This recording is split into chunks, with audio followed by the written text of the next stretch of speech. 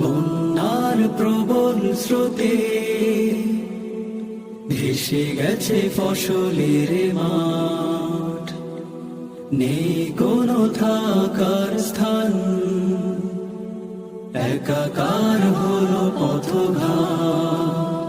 এসো বানবাসী মানুষের পাশে দাঁড়ায়, বাড়াই সবাই দুহাত, বাড়াই সবাই দুহাত।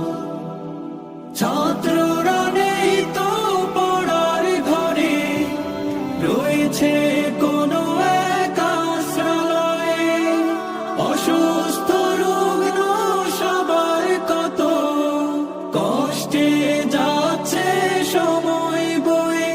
এসো তাদের দিকে একটু সহযোগিতার, এসো তাদের দিকে একটু সহযোগিতা,